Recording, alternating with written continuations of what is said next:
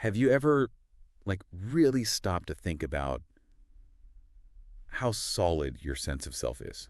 Like, what makes you you?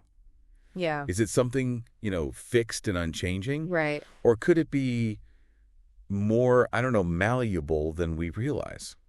It's a fascinating question, and it's Yeah. one that researchers are exploring in some really interesting ways these days. And that is exactly what we are diving into today. Absolutely. We are looking at how something called self-concept clarity, Okay. which is basically how much you know your sense of self, Yeah. how stable your beliefs about yourself are, Right. might be linked to how susceptible we are to some pretty bizarre bodily illusions. Exactly. And Yeah. this research really gets to the heart of how our minds construct a sense of self. Okay. And that includes both our internal beliefs and our actual physical experiences. So think about it this way. Okay. Some people have a very clear and consistent sense of who they are. Right. Values, beliefs, personality. Yeah. It all feels, pretty solid. Yeah. But other people might feel like their sense of self is a bit more fluid, Okay. maybe shifting a little bit depending on the situation. Mm-hmm. That's what we mean by low self-concept clarity. And what's really intriguing is that individuals with that lower self-concept clarity Okay. might be more open to experiencing certain illusions. Interesting. Like the famous rubber hand illusion. Oh, that one is so wild. Yeah. Okay, so It's a class. for anyone who hasn't heard of it, Yeah.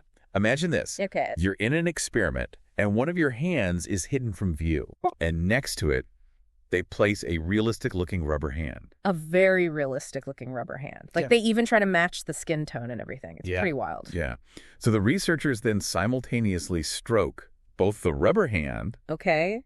and your hidden hand Yeah. with a paintbrush, With a paintbrush. using the same movements and pressure. It's very deliberate. It's such a clever setup because it creates this conflict in the brain. Yeah. You're seeing the rubber hand being touched, but you're feeling the sensation on your own hand, Right.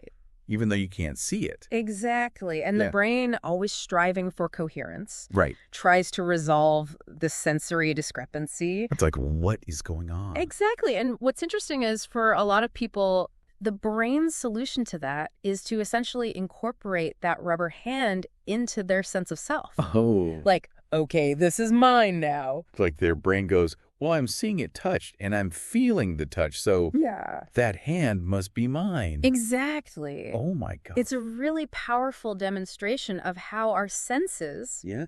and how the brain interprets those senses Yeah. can actually influence our perception of our own bodies. It's so weird. It's really strange. And it's not just a small, that's interesting. Right. Like, people really feel like the rubber hand is their own. Oh, yeah. Like, they'll flinch if you try to hit it with something. Yeah. Or they'll report feeling temperature changes on the rubber hand, Exactly. which is just bizarre. It really highlights how interconnected our mental and physical selves really are. Right. They're not as separate as we might think. Okay, so we've got this wild illusion. Yeah. But here's where the connection to self-concept clarity comes in. Okay. The research found that people with lower self-concept clarity Yeah. were more likely to experience the rubber hand illusion, Interesting. even when the stroking was out of sync. Really? Yes. So even when it doesn't quite line up. Which is really interesting because typically that asynchronous stroking Right. would break the illusion for most people. Yeah, you would think so. But their brains were holding on to that sense of ownership, Wow. even when the information coming in wasn't quite adding up. Interesting. It's like their sense of self was more adaptable or more willing to incorporate this new hand into the picture. Yeah, it suggests that a less defined sense of self might come with this heightened sensitivity to those external cues Right. and a greater willingness to kind of integrate those cues into their own self-perception, even when they're contradictory. So fascinating. Yeah. Which makes me think, Yeah. if this is happening with something as, tangible as a hand, Right. what other subtle influences might be shaping our sense of self in everyday life? It makes you wonder.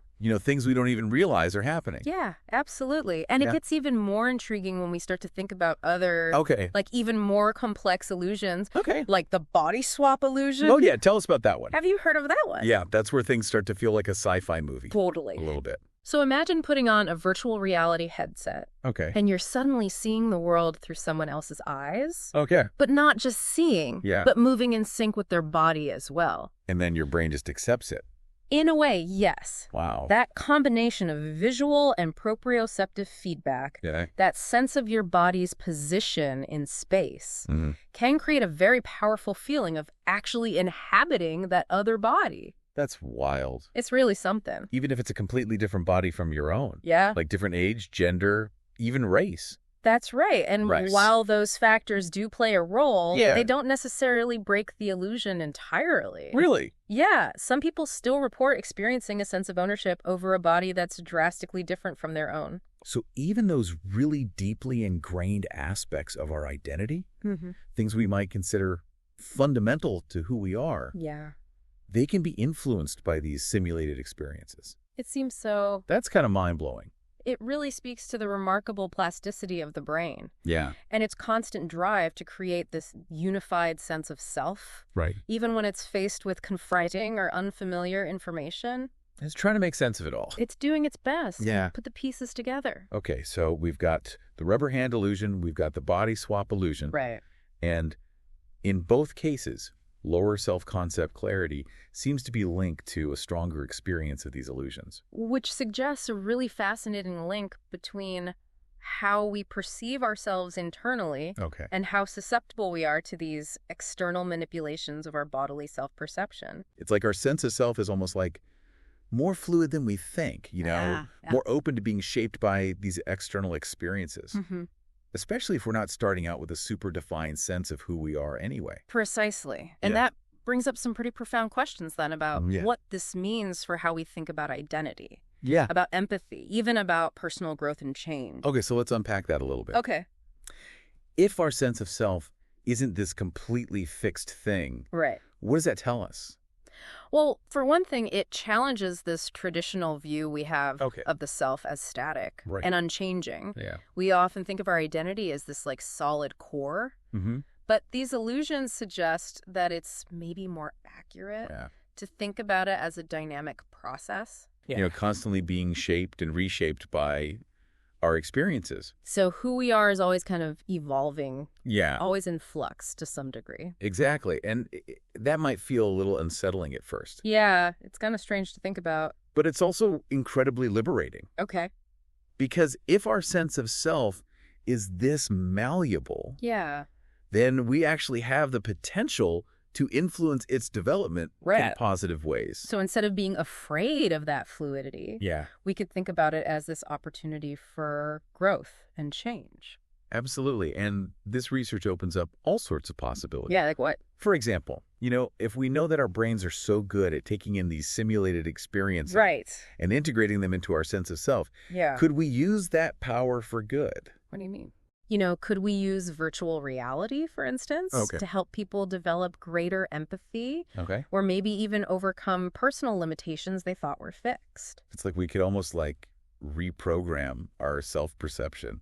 Yeah. It's kind of wild, but it's also hopeful. Exactly. It shifts the conversation from this is who I am, take it or leave it, Okay. to who do I want to become Right. and how can I use these different tools to get there? Wow. So much to think about. Lots to ponder.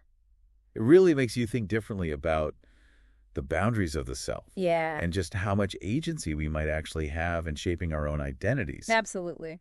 Well, I think it's safe to say this deep dive today has given us a lot to think about. Definitely. Next time you look in the mirror, you might just see yourself in a whole new light. That's a good point. A more fluid, adaptable, and potentially limitless light. I like the sound of that. Yeah, me too. For our listeners, if you want to explore this topic further, we've included a link to the full research article in the show notes. It's a fascinating read. It really is. And, as always, keep those minds curious and those perspectives open.